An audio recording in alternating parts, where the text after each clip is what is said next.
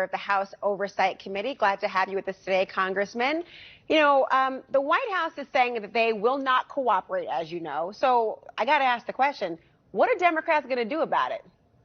Well, we're going to move forward. And Lindsey Graham's clip in the Clinton impeachment hearing is worth watching. He stood up and he said that in Nixon's case, one of the articles of impeachment was the White House refusing to cooperate with Congress, that was uncalled for, it was unconstitutional. And so where is the outrage from people like Lindsey Graham today? But we're going to move forward. The Judiciary Committee is going to move forward. And as Speaker Pelosi has said, the president is doing himself no favors by this kind of obstruction. So what does it mean you're going to move forward? Is there a timeline you have in place, in mind? Are there witnesses you're looking to hear from, even more so than the subpoenas that have already been issued?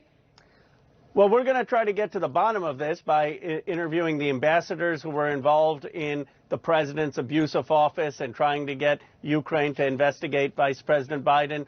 We're going to continue to ask who at the State Department knew. But ultimately, this is going to go to the Judiciary Committee. Jerry Nadler is going to draw up articles. A majority of the country now favors impeachment. And I expect that the House, before the end of the year, will have a vote on impeachment. Are you limiting it, the whole inquiry in your mind, to the Ukrainian call, or are you talking about this could be more expansive as the evidence comes in? It will be more expansive. A lot of the committees have documented obstruction of justice and other abuses of this administration. But I think what has tipped the scale, what has been the final straw, is the president admitting on national television that he's asking foreign leaders to investigate his political rivals. And people are asking, if we don't do something now, are we setting a precedent that any politician can ask foreign leaders to intervene and to dig up dirt against their rivals? Now, speaking of, the precedent that was set, the president did fight the Mueller investigation every step of the way, and he saw the outcome in his mind as a win. He even said that he was exonerated, to use his own words. Have you learned any lessons from the president's handling of that? Well, he hasn't learned any lessons because the whole Mueller investigation was about interference, and now we know that he's continuing to try to get foreign countries to interfere. I guess the lesson we've learned is that we have to act as a House. We tried every way, bending over backwards, to have the White House cooperate. They haven't. I now expect that the Judiciary Committee will act on articles of impeachment. It's not a positive thing for this country. Impeachment is a process that is very, very divisive, but he's left the Judiciary Committee and the Speaker with really no choice. Well, one of the choices that she seems to be exercising right now, Speaker Pelosi, is not to exercise and hold a full House vote on the impeachment inquiry.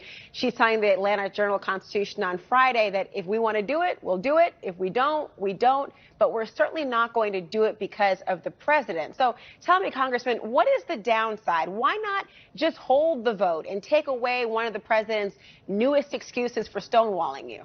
Well, the president would just have a different excuse. It has nothing to do with whether we have a vote or not. This president has been obstinate in not cooperating with Congress his entire administration. He hasn't allowed people to cooperate with subpoenas. The reality is the precedent is very clear in the House.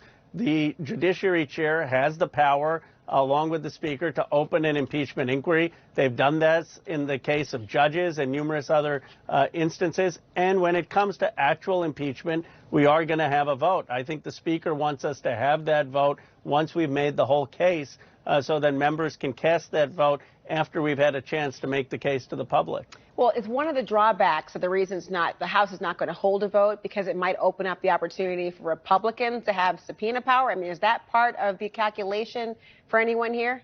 It really isn't. That is not the calculation. The calculation is the Speaker wants members to go on the record once after a full case has been made, after we have collected whatever evidence we can. And I think that's very reasonable. I mean, members of Congress will go on the record when the articles are referred, and that's what the Speaker is saying. But we're not going to do it prematurely, and we're not going to do it on the president's timeline, especially when the House rules are very clear that the chair of the Judiciary can start this inquiry.